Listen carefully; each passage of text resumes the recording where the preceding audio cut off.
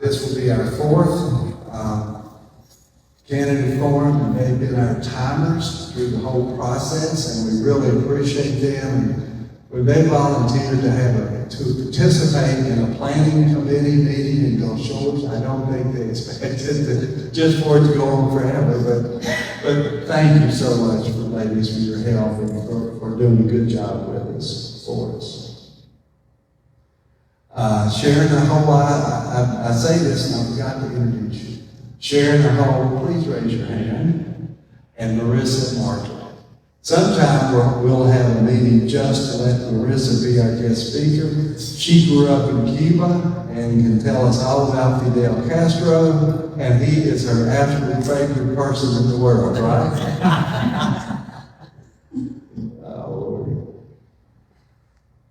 And Wayne Bell says, I called Wayne and said, Wayne, how about any chance you might lead a planning committee to put together a council forum for Robertsdale? Oh yeah, I can do that. Can you get me some help? Well, sure, Wayne, we'll get you lots of help. Guess what? He ended up flying solo. So Wayne, thank you so much. But you call people and they say, yeah, I'd be glad to help. Well, about 3 days later, they called back and said, you know, something's coming. I just can't do that. So here Wayne is by himself. And Wayne, we really do appreciate it. I had a whole section on audience ground rules. I'm just going to pass right over that. But with that, now I made a note to introduce our moderator. Frances Colvin is our moderator tonight, and Frances said a minute ago, she said it was 12 years ago. It seems like it's impossible to believe. And some strange guy calls her up on the telephone and says, hey, would you moderate a U.S. State Senate candidate forum for me? Who are you and what do you want? And so, anyway, we've become friends over since that time. And so when I called her for this, she was all in. But Frances lives just outside of Robertsdale. She is retired as the former editorial page editor with the Press Register. And she now has the occupation of retired. And grandmother, of course. So Frances, if you will come, the meeting is now yours. Hopefully that's just how everything is. So we don't have to worry about being here all night, I can see. What I plan to do is ask each one of you this question, and I will repeat it as we go down the line, and then I think you got the time guidelines, and believe me, these ladies, is this your fourth forum? Yeah, coaching all in a heart.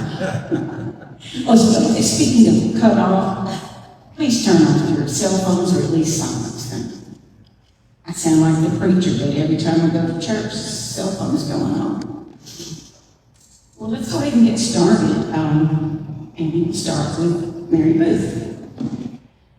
Our first question is, as Robertsdale grows, what is your plan to improve and expand essential infrastructure like roads and sewer systems and water lines, especially in newly developed areas? And should residents face any new taxes or fees to support any needed upgrades?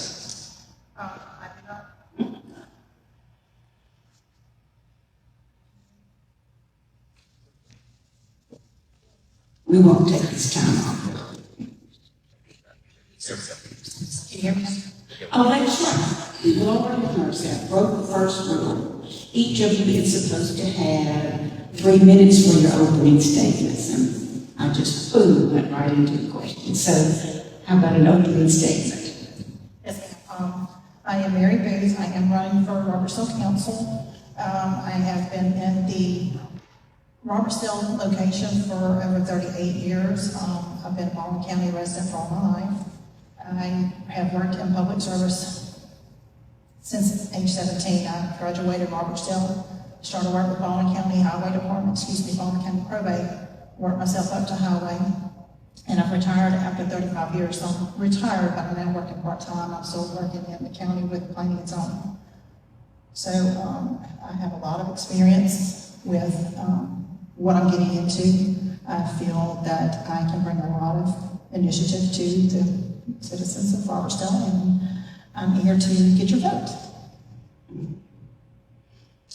Let's move on to Robert Crouch for your opening statement.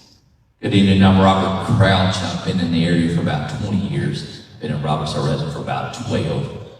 Moved down from Memphis, Tennessee, and raised my 2 daughters here. They both went to Robertsdale High School. I kind of bring an outside perspective a little bit. I'm not old school Robertsdale, and there's nothing wrong with that, but I've had an opportunity to live all over the world and the things I've seen and done, and I feel like we can bring a lot of that to Robertsdale to enhance the citizens and enhance their lives. There's a lot of things that you see every day and you hear every day, and I just wanted to make a difference, and you can't make a difference if you don't get out and try. Thank you. And Mr. Brown.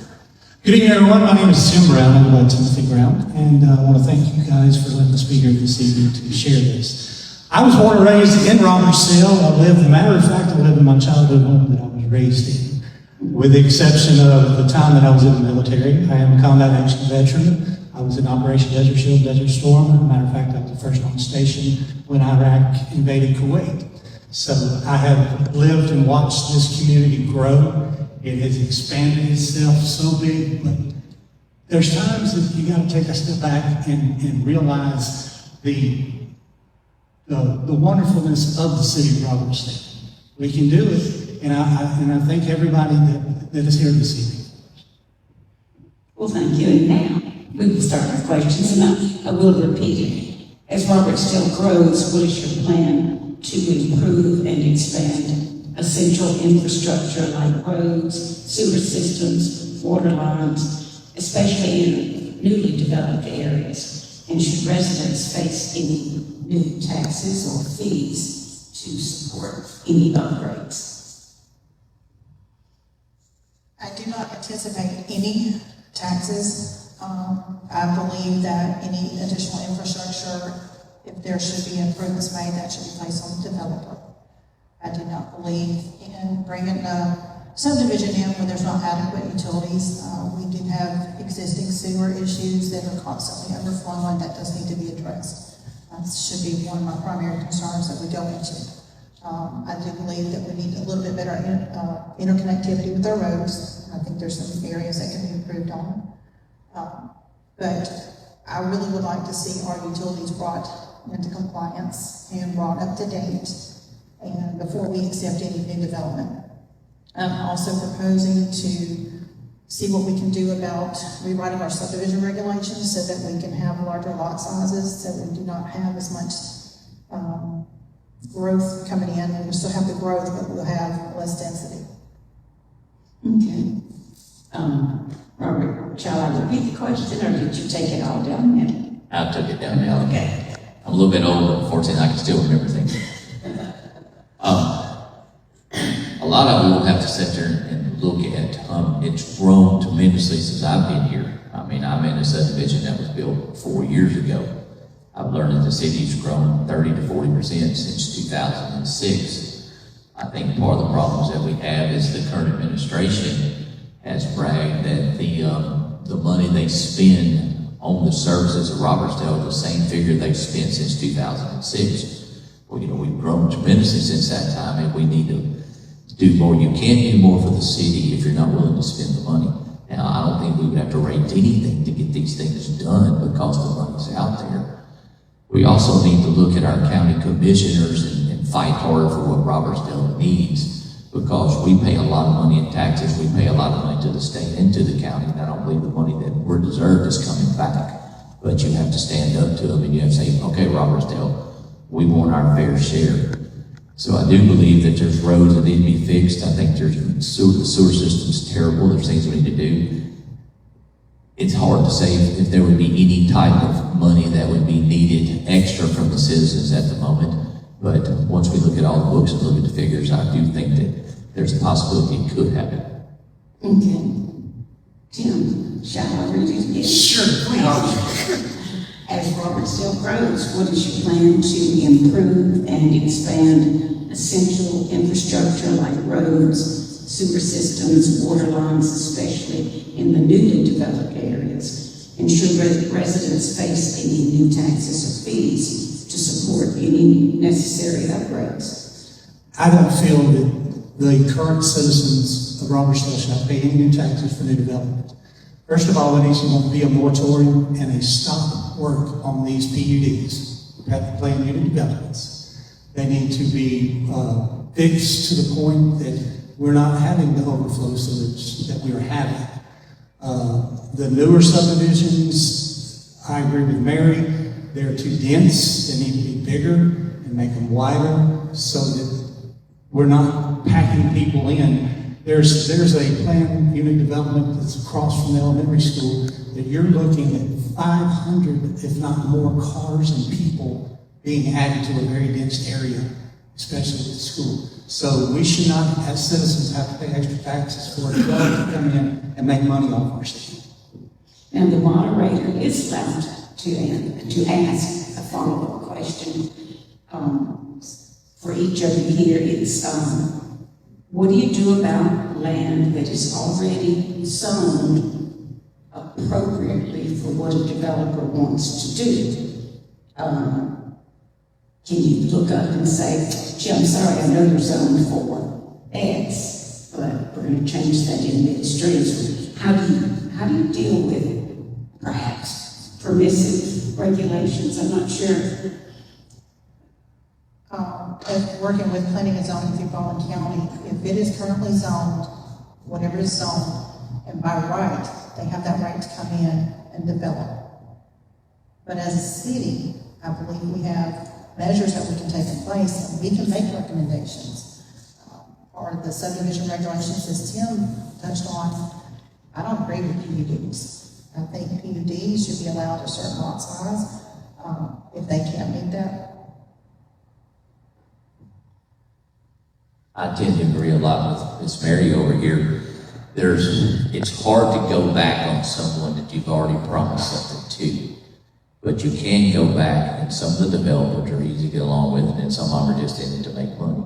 If you can sit down and have a regional discussion with them, maybe you can get some of the things changed that you promised them that would benefit everybody. If it's brought in and voted on and is approved, there's really nothing that you can do to the actual development themselves. And in planning that, that's where your council and your mayor and your boards need to really bring the developer in and explain to him what's going on and have him explain his philosophy, why he wants it zoned to a certain extent of what he wants to do. But once they have it zoned and it's approved, there's nothing that you can do to change that. Our second question, and we'll stick with going with Mary for now, we may switch it up soon. Do you have a plan to prioritize and secure federal and or state grants for the city over the next 4 years? And what specific projects would you focus on trying to find some outside funding? I do believe funding is available, and I would take every effort to secure any amount of funding that we have. We do have a grants coordinator. She does work with us on getting grants. And I would just actually use those funds where I think they're best appropriated, whether it be upgrading sewer mains, if it's upgrading water utilities, that's where I plan on putting the money, focusing on that first, bringing it up before we add it. Okay. Robert? I think that the grant coordinator we have now does an excellent job, but I think that they need some help. And I think the federal money is there, I think the dollars are there, I think the county money is there, but once again, Robertsdale has to fight for what we need. And I just don't feel like the current administration is fighting for the personal things. I think that we have growth, we have new families, we have new people, we have new everything coming in, but we need to be able to do things for them so that they'll stay in Robertsdale. We need to stop being a drive-through community and have people here, but we can't do that if we don't enhance their lifestyle. So we've got to go out, We've got to get the money, we've got to do the things, and once again, you have to stand up and fight for it. And it takes time, and it takes effort, and it takes reward too. As far as grants, we need to work on those. We need to get as many as we can, but the problem with grants is the city has to match some of the funds for those grants. So right now, if you want to understand, the city is in debt. So how are we going to go and officially get grant money if we can't pay our part for that money? But the grant money should be brought in, first of all, to help pay down the debt, and also to the infrastructure on our roads and sewer. That is our priority. We have got to get that under control before we can talk about any more new development and bringing new people in. It's great for them to come in, but grants, I mean, we would love to have a swimming pool. We'd love to have a community center. We'd love to have all this, but if you don't have the proper infrastructure to do that, then there's no use getting the grants because you can't build those facilities. Okay. On this next question, let's start with what would you do to improve transparency in council decisions and encourage more community participation, especially when it comes to financial issues and contracts? And I've asked this question because a lot of times when you ask it of a politician, they say, well, if more people would come to the meeting, what is your suggestion for making that happen? On a lighter note, maybe we could actually have a potluck and everybody show up to the meeting, and we have the old time church revival Feed the masses. at the city council meeting. There are a lot of things I feel like that happen around here that nobody's actually aware of. Now, is that our fault as citizens? Half the time it is. But I also think a lot of things that the council has decided on or done is not very well publicized. And then it's publicized in such a way that you can't find it, or a lot of laymen don't understand it. So we need to also make sure that the boards and the council and everybody's working together toward the same goal to make this a better city, a better place to live for everybody. But once again, as citizens, we also need to stand up and talk to the people to find out, hey, what is it that you are doing and why are you doing this? And the council people need to be forthcoming to tell everybody and not to hide. We need to go out, maybe even though we're running and we're knocking on doors as a regular council member, maybe we still need to go out and knock on doors and talk to people and tell them what we're attempting to do for the city. Communication will be the key to everything. First of all, our city council, all our boards, boards of adjustment, zoning boards, they need to be televised. They need to be live streamed. That right there breaks and gives the people trust in the transparency. We need to have the meetings scheduled to where people can attend. I was told the reason why we have one council meeting in the daytime is because nurses back in the days couldn't attend the council meetings and they were complaining. And so that's why they decided to have one in the daytime and then have the first one of the month at night. We need to have every board meeting, everything available for the citizens at their convenience. We've got to listen to the citizens. We've got to start doing what the citizens want us to do. We can't, it seems to me that some of the people in our elected officials have forgotten that. They've forgotten they're representing the people, they're going to have what they want to do. So the biggest transparency is put these things online, televise them, whatever we have to do to let the citizens know. There are some citizens that cannot get out. During the COVID times, people can't get out. That live streaming and everything would have been perfect for that. Mayor. I agree that we need to have all of our meetings live streamed. I would like to set up or coordinate having the morning meeting moved to an evening. I believe that both of the council meetings need to have a work session prior to allow ample time for discussion before we make decisions at last minute. Now would that be open as well? It is open, yes. I believe that all citizens deserve to know what's going on in our community. I would like to have a coordinator that is during work session that can take comments from anybody that's watching. ask those comments during the work session, be able to provide answers at the end of the council meeting for public comment. And I believe this can work. Thank you. Again, starting with Robert. Do you have a plan for attracting new businesses to Robertsdale while also protecting and supporting small family-owned businesses that are already established in the community? I think what we need to do is we do need new businesses in town. And there are still some small businesses, and it's nice to have those guys, and you appreciate everything they've done. But once again, Robertsdale is growing, and I think there's enough for everybody. Sometimes people don't think there is. I mean, I'll use an example. We have our hardware store. It's a great little hardware store, but we need more stuff and more room than they have. So what are we going to do about that? I mean, we don't want to bring in the big guys, but there could be some other people who are also privately funded, private businesses that would want to come in. Not everything has to be a national chain, because I think the national chains can enhance part of the city, but they can ruin a lot of it too.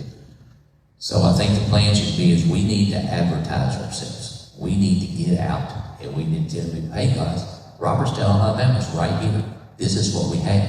This is what we'd like to do for you. Because there's so many places, there's so many opportunities that are out there, and they don't know anything about us. And I don't think that we tell them enough about us. Because whether we like it or not, this city's growing. It's going to continue to grow. But if it's going to grow, we need to grow in the right, proper ways. But we need to give the citizens here places to shop, places to eat. But we need to tell the country that we're here. Okay. And Tim? First thing I would do for new business, offer them tax incentives to bring their business into town.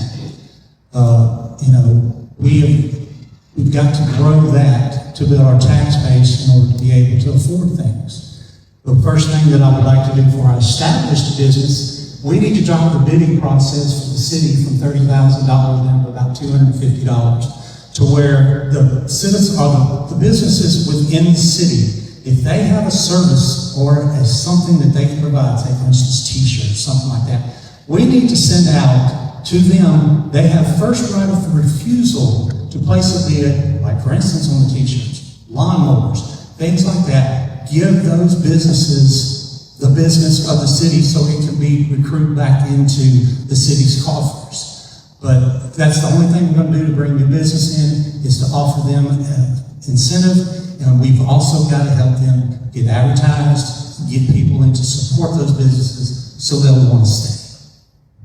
And Mary? I believe that all of our businesses should be treated equally.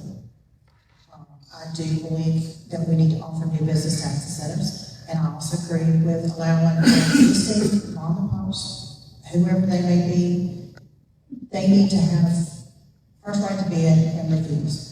I wholeheartedly support that. We do have an industrial board or industrial park. We have places for industries to come in. We have the means to make additional revenue. We can do it. We just have to work together as a team. Okay. And last but not least, we're going to start with Tim. With so much residential development happening, how do you propose to balance that growth with preserving green spaces and expanding or improving parks and maintaining a high quality of life for the residents? Well, first of all, in these planning developments, there are some green spaces that the council have requested to build, ponds and lakes and things for the community to be able to enjoy. We have got to work on establishing areas that are zoned to the point that no major development can be put in that area, so that the citizens and the city can work with private entities to build parks. We need to basically upgrade our park system. We need soccer fields. We need youth activities. We need activities for senior adults. We need activities for junior adults. We need things for people to be able to want to stay in Robertsdale and be able to shop in Robertsdale. But that's one of the biggest things is we've got to work with developers on these new playing area developments to basically help out with more green spaces. And then Mary? I completely agree with green space. I believe that we need to have each developer at the beginning of the planning phase made aware of what we're going to expect of them. That if they have existing landscaping, don't take it all down. You can work around it. You can take out what you need to build your roads, put your utilities in, but don't take it away from the highway. It's something that's been there for years. We need to respect our neighbor, be a good neighbor to our neighbor. If we need to grow, that's fine, but we don't need to push our neighbors out. And I feel like that's what we're doing at this time, is pushing somebody that's been here for generations after generations, pushing them out. And we don't need to do that.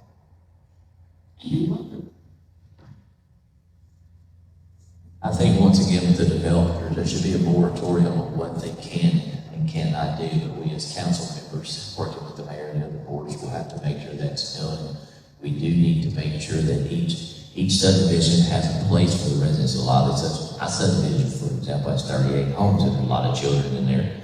There's a little area that the builder had donated to be a park, but the city's never followed through with it and put the little park there for the children. So we need to follow up as council members to make sure these things are also done. We also have a crown jewel in the middle of Robertsdale. We have Honeybee Park that we do nothing with.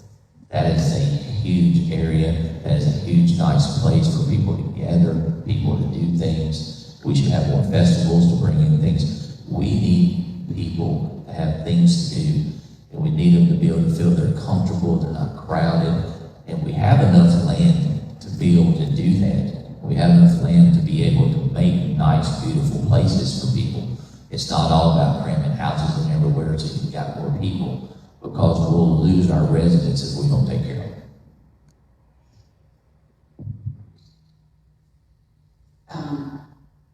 Back with Tim, and this is a related question to the one I just asked.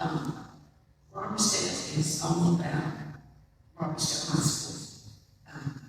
They've always supported the school well, and the city supports a lot of the youth leagues for baseball and softball. But some residents complain that the city doesn't support other sports, and I wonder if you support increased city funding for other youth sports. Very much so. The city is the backbone. Those children and young adults are the backbone of this city. They are what's going to lead this city in the future.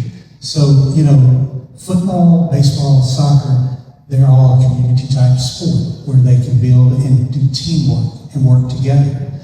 We have got to support any league that comes in. The high school, there's a big difference in some of the funding for like band, football, baseball, and basketball. There's some big differences in the amount of funding that the city does for us. We need to equal that out and support them equally. As far as the youth programs, we need to develop a part of a program. When I used to coach dynamite football, and we had kids that couldn't play because they couldn't afford it. Well, guess what? It's time for the city to step up and support those children and get them involved. Because if you get them involved, then they have another mindset of a teamwork effort. And they tend to want to be more involved in things instead of being standoffish. So I feel that by supporting this wholeheartedly, we need to help the community. I echo everybody else's comments. We really need to focus on having something here that keeps our students here. We shouldn't have to go to another town to practice soccer, go to another town for a swim meet. We have that here. We have the availability here to do that. We have the means to bring in business that can generate the revenues to support that. We also do need to treat anybody that comes in there, whether it's soccer, football, basketball, baseball, whatever it means, we need a budget so that everybody can be treated fairly. They're not being treated fairly. And I believe that's what we need to do. any sport that a child wants to play, regardless of what type it is, will build character. I know for a fact I had a daddy who chased me around with the belt sometimes because I deserved it. But I started playing football and it changed my entire life. And it doesn't just have to be football because you can play a lot of different sports. And we need to treat them all the same. Yes, we like to go on Friday nights, go Bears and cheer for them and stuff. But at the same time, those children that are playing, you call it a new sport, either the swim team or something like that maybe doesn't get the fanfare, that's important to them too. It should be important to everybody. We need to support them all. The more young kids we get involved in sports and in activities, whether it be the chess club or the football team, that keeps them out of trouble too. And thankfully, we don't have a lot of that here in this town yet. But if we're not careful, it's coming. And if we can take it now, we can get these children in the proper directions, get their parents involved, get the grandparents involved, get everybody excited for what we can do for the city, then it will benefit everybody. We're going to go back to Mary to start again. And this question flows from the one you just answered. We've seen other cities in Baldwin County expand their venues and their activities for their residents, particularly by building so-called aquatic centers with swimming pool, and also by building some nice indoor recreation centers. Are you interested in the city enhancing such opportunities for its residents, or do you think Robertsdale has enough of those? I think Robertsdale does not have enough. I do believe that we need to have indoor, outdoor swimming facility. We need it to be recreational. We need it to be for rehabilitation. It needs to be able to be open 24/7. I think that we can offer it to our employees at a reduction cost, for memberships or what have you. I believe that we need to have an indoor football stadium. There's many times that we don't have opportunity to be outside, so we need to try to see if we can get that in. I do believe that we need to add basketball courts. We need soccer fields. We need to provide whatever it takes to keep our students here, our citizens here. We don't need to take our revenue to another town. We need to keep it here. So I'm all for that. Okay. I pretty much agree with everything Ms. Mary said. We need to do things for the children. We need to do things for the adults in the community. We need to get people out of their houses and get them involved.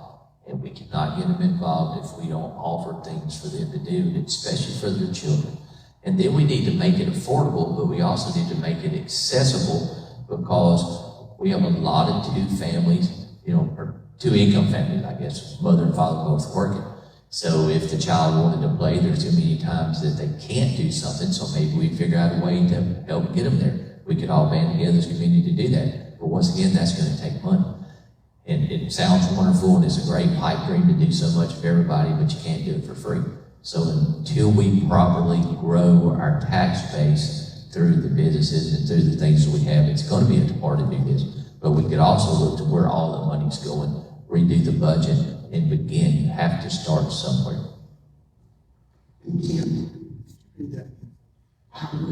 We've seen other cities in Baldwin County expand their venues and activities for their residents, in particular by building so-called aquatic centers with swimming pools, and also by building nice indoor recreation centers. Are you interested in the city enhancing such opportunities for the residents, or do you think Robertsdale has enough of those? Robertsdale's in desperate need of additional places for kids to have fun, for adults to have fun as well.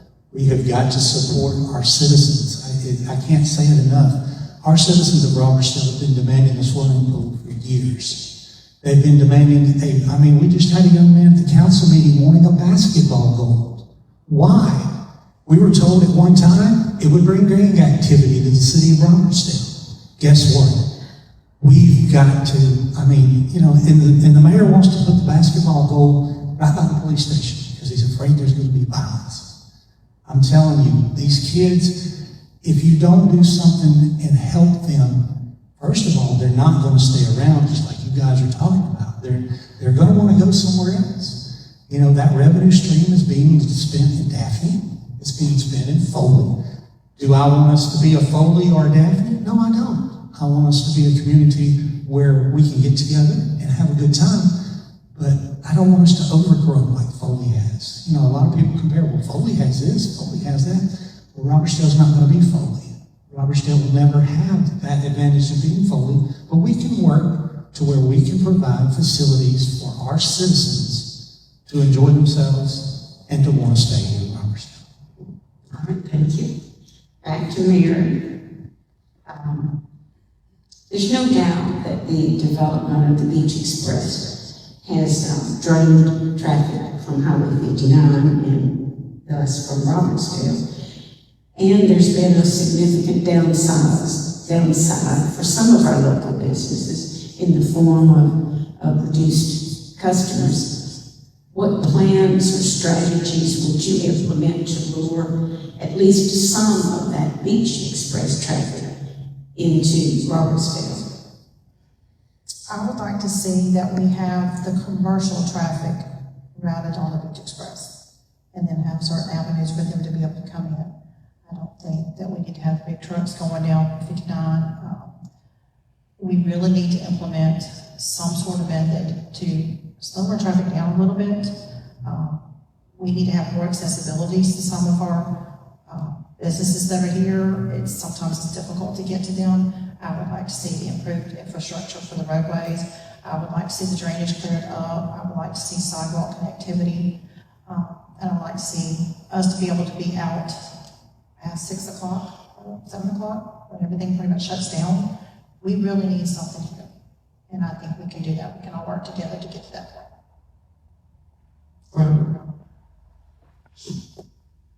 I think we can help some of this. There are parts, I mean, it's funny if you drive through Robertsdale, and I learned something running for the council. I was sent the map of Robertsdale where the voting area actually is. And that was amazing. I mean, people that I consider this to be Robertsdale, and they consider me Robertsdale, but they're not Robertsdale. We need to maybe square the city up a little bit. We need to annex some of these things. We need to get it to the point, because the Beach Express is going to grow. Probably within 30 years, the Beach Express will be a lot like 59. So we need to take advantage of it now while we can get into there. And I agree with Sarah with the excellent ideas you had. We need to figure out a way to keep the trucks out of the city unless they're making delivery into the city. The Beach Express was designed for high volume traffic and to pull some of this off 59. And at the same time, maybe there's a way to redesign 59 where it's not too late. Like, it's 4 lane, but you know, it's a one way. So we can possibly figure, because you want to go to one business, you have to go down and make a U-turn to get to the other business. And a lot of people either don't understand that, or then they say, oh, never mind, I'll just keep on driving. I'll go spend my money somewhere else. And we can't enhance those businesses unless we enhance the downtown area. There are too many places when people drive into this town that it looks like this town is abandoned, and that needs to be fixed. And Jim. You know, Robertsdale has a huge social media page. The city has a huge social media page. My idea would be have a business of the day. Let them promote, go and film this business, and let them promote that business, that small business, to help direct traffic to it. If you look on the city's Facebook page, they have a lot of viewers. So that would be one way to help the small businesses in town. I agree with the commercial traffic. First of all, in order to be able to slow down traffic on the road, we have to have a police presence. We don't have a police presence on 59. And I mean, they're there, but not in the peak times. You know, I don't understand why they don't put what they call a dummy car. You know, set it up on the side of the road, turn on the radar gun, and let people drive by and put a blow-up dummy in it. And have a heart attack. Exactly. But we've got to do something to slow the traffic down and stop it from being, like you guys say, a drag straight through.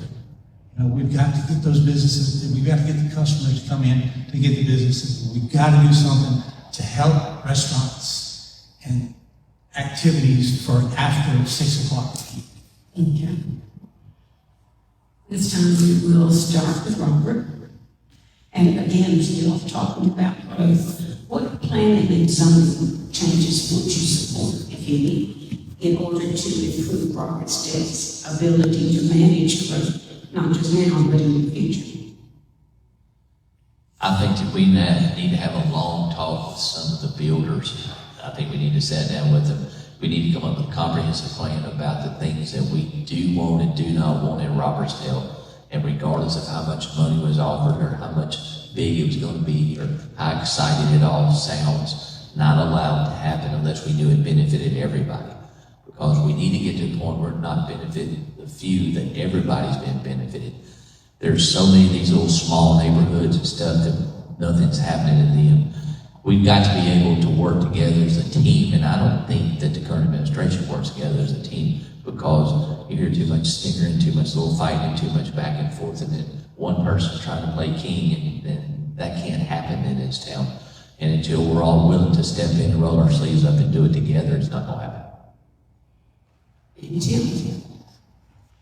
First of all, the zoning issues and stuff like that, we need to have committees sit down and look over our zoning information, our zoning rules, and bring them up to date. There are some rules that are in the zoning that may be obsolete, but we need, it's just like when you have bylaws. Bylaws need to be changed every once in a while. So we need to bring citizens, have citizens committees come together and get with our zoning and find out, do we need to change this? Do we need to change that? So for me to sit here and say we need to change zoning to do this, that's really not my choice to do that. We need to let the citizens decide how they want the zoning to be done and then implement that program. These developers, they have got to understand we are a different city compared to Daphne. We're a different city compared to Spanish Fort. Your median income house in Robertsdale is anywhere from $250,000 to $260,000 to $270,000. You go over on the Eastern Shore, it's $500,000. So we've got to work on things with these developers to make it a lot better for our citizens. And Mayor? I would like to say that I do not believe that all developers follow the same guidelines. I do believe that we need to be consistent. No matter who the developer may be, if you tell this developer they have to have an 8-foot lot width, all development needs to have 8-foot lot width, and not just allow them to come in with a PUD to drop to 45 or 50 foot. That's why I wanted to step back and analyze the subdivision regulations, zoning ordinances, get everything on the same page, try to be a little bit more in line with, and I don't want to compare to the county, but all municipalities need to work with the county too, because we are part of the county. We don't focus on our wetlands like we need to. We need to protect our wetlands. We're not protecting them as well as I think we need to. But I believe that we can implement regulations. Currently, the Planning Commission is going through for Robertsdale. They are updating their comprehensive plan. It is way outdated. I don't know how much has been advertised to our citizens, but I don't think everybody has participated as well as they should be. And I think that it's prime that they need to be participating with it. Matter of fact, tonight they're going over a chapter of it, and unfortunately I was unable to be there for that, but I have attended every planning commission for about the last 8 to 10 years, and I've only missed a few council meetings.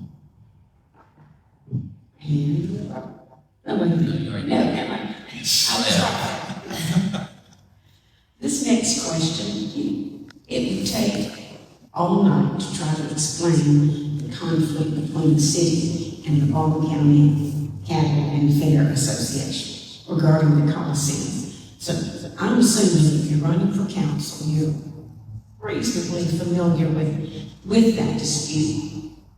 That said, what is your position on using eminent domain to resolve that dispute? Are there other ways to settle it? I believe in that current situation, the eminent domain was completely wrong and completely uncalled for. I just don't think you can go and just take somebody's land because you want to build a park or you want to build something like that, even though you've offered them good money and they don't want to sell it. And sometimes I wonder if maybe they don't want to sell it just because they don't like the current administration. Once again, you have to hear the underlying things that go on in the city.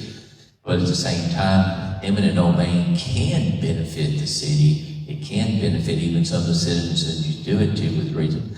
Like we need some more 4-lane highways, which is kind of moves it different. We'll give you an example. We might have to have 10 foot of somebody's front yard to do that, but we're not taking their entire home or all their land or everything, and it benefits everybody.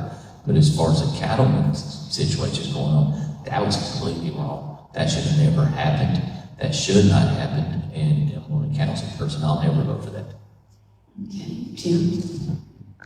Eminent domain is totally wrong in this entire situation. Just like Robert said, eminent domain is good when it's needed. This was not needed. First of all, a lot of people know, but the Fair and Cattle Association donated that property, for which they built the Coliseum on, and they donated it. Then the county sold it to the city. So our current mayor wants what he wants. He doesn't care what the citizens want. I'll guarantee you, probably 9 out of 10 every citizen you went and asked, is eminent domain what should have happened? They will tell you no. They are mad about it, and it should have never, ever been used, in that tense to try to take that property. I will start that. I work for Baldwin County, and we do have to do eminent domain sometimes. But it is, as they previously stated, to get additional right-of-way. We don't take the entire property. So we're taking it for infrastructure, which is kind of what eminent domain is typically supposed to be used for: infrastructure, highways, utilities, etc., something like that. The eminent domain that was taken against the county association was for proposed park. We have other areas for a park. So I don't believe that the intended use for a park was what is actually the intent of the eminent domain. I do not support eminent domain, unless it is necessary. Safety, something like that, but not for the use that it's intended for at this time. And this question starts with Tim this time. And this is also regarding the squabble between the city and the Camden Fair Association. The association is claiming in a lawsuit that the city owes it more than, I think, $200,000 for operating the county fair. And apparently it's a pretty acrimonious dispute. How can city leaders bring some kind of resolution to this matter? Because really, at the end of the day, residents of the county just want a safe and fun county fair. First of all, the Fair and Cattle Association, they, on their original agreement with the county, was to receive funding for the fair. Well, what took place was once they sold to the county, and then the county sold to the city of Robertsdale, all agreements disappeared. It's no longer there. The city of Robertsdale is now paid $110,000 a year to put on a fair, for which the Fair and Cattle Association is doing that. Well, I don't understand why the city cannot take, because our mayor offered $1.45 million for that property. Why we cannot take the funds that we supposedly had to buy this property and build this together, come into an agreement with the Baldwin County Fair and Cattle Association, because it's going to reflect and help every citizen in the county, not just Robertsdale, but in the county, to have an experience. And as a kid going to the fair, that was the greatest thing you could do.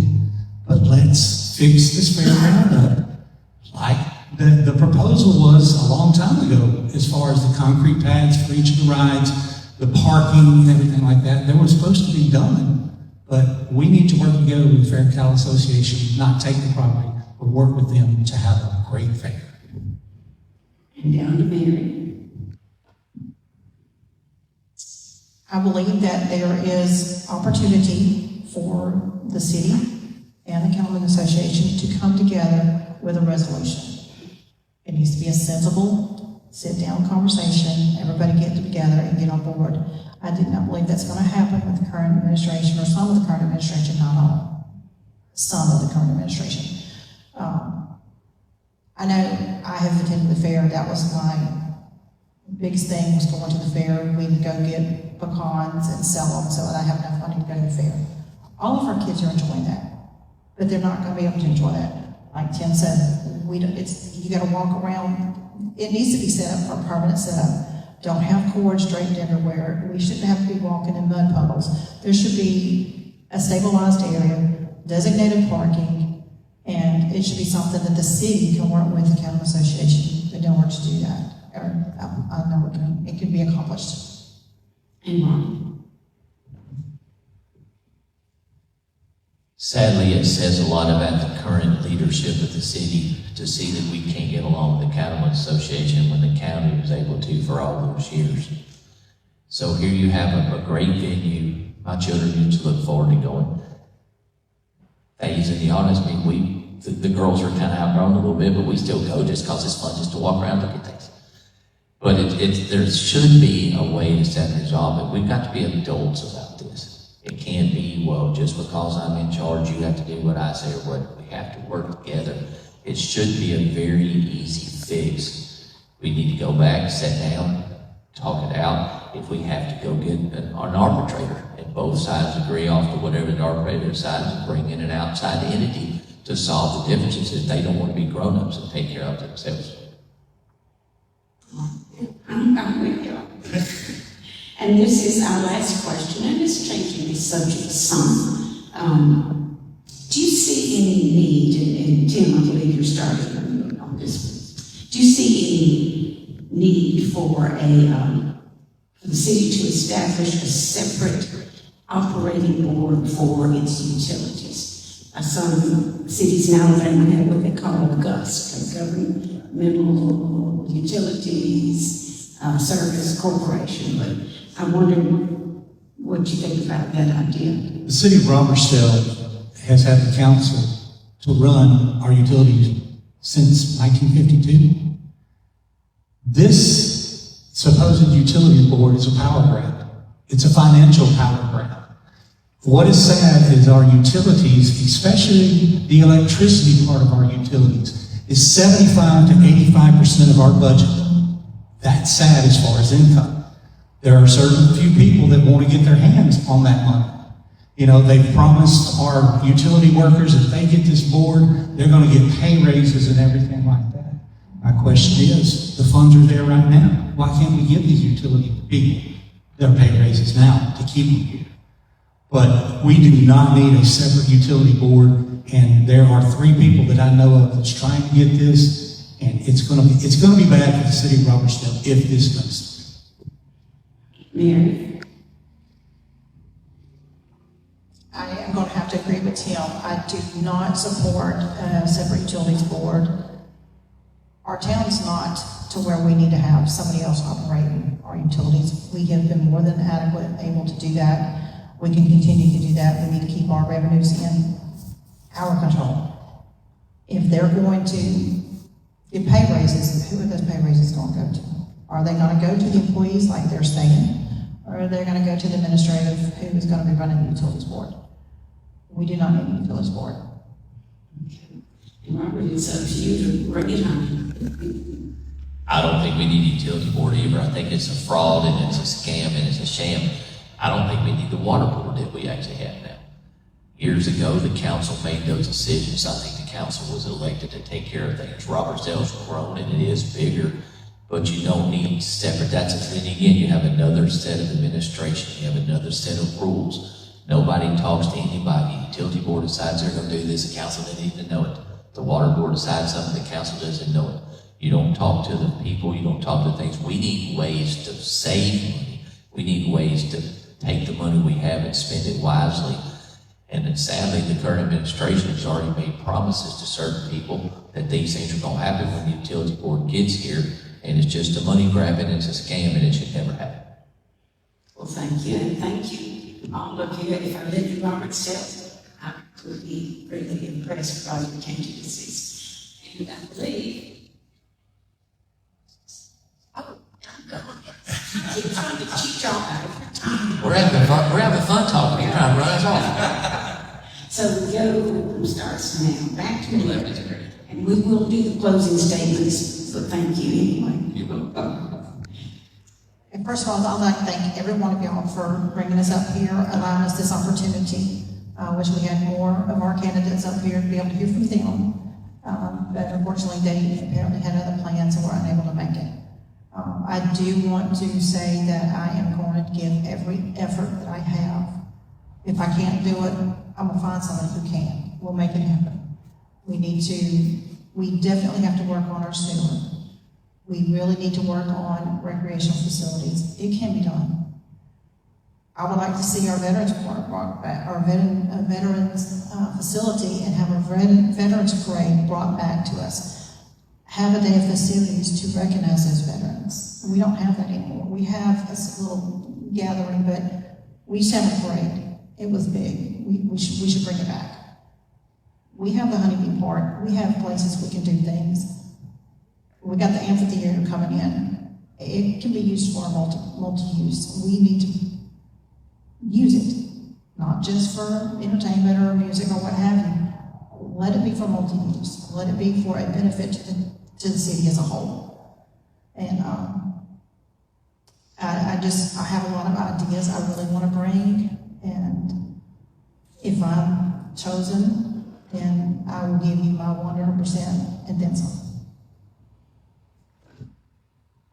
I appreciate everybody that did come out. Sadly, the city didn't think it was important because they did do a planning commission meeting the same exact night that this was going on, and they knew that this was going on and did the planning commission meeting anyway. So what does that kind of say? And I'm going to say something that might hurt people's feelings, be controversial. You see some of these folks aren't here. They've assumed that they're automatically elected. They assumed they're some of the chosen ones by the current administration. So they didn't think it was important to come out and speak about this and to speak to the citizens who cared enough to come out tonight. I think there's so many things that the city needs and we should do, but we need revenue to do it. They laughed at me because I think we need a hotel in the city. I think the hotel motel tax would be amazing. It would give people to come here. We need places to eat after 2 o'clock in the afternoon. I fight some of the mentality all the time where you can always go to Daphne in Spanish Fort and eat. Well, I don't want to go to Daphne in Spanish Fort. I want to spend my money here because this is my home. This is where I live. I want my children to come back someday and be proud to say they're from Robertsdale, Alabama. I think we need to take Honeybee Park and do some major things with that. We have something in the middle of this town that nobody has. And then we need to figure out a way, if we're going to do this, to have parking. I also think that we need to we can get a grant to do a crosswalk across 59 to do some things with downtown. We can't do things if we don't work together, and you can't have one person that thinks that they run the entire city. Ms. Coleman, you've done a fantastic job this evening. Thank you. Mr. Bond, thank you and the Common Sense Campaign for putting this together. Ladies and gentlemen, I've lived in Baldwin County and in Robertsdale for almost 58 years. You know, like I said, with the exception of probably 3 years in the military. I have been in this community. We have had some great times, and I just ask you, if you are currently happy, and you've got to get out and vote. That's the thing. In the last election, there was less than 1,000 people that voted, and nothing changes. If you are happy with what you currently have in office, then by all means, that's your choice. But you're looking now at 4 places that will have new faces sitting in that position. And I thoroughly and humbly ask for your vote on August the 26th, so let me step up and be your voice, because we are going to have to do what the citizens want, the voters want. We can no longer be a city of it's me, me, me. It's got to be we. And so once again, I thoroughly enjoyed being here, and I would appreciate your vote on August the 26th. Now, I can thank you. Is there anything else further? No, ma'am. It's been a good gathering. I appreciate being invited to be the moderator.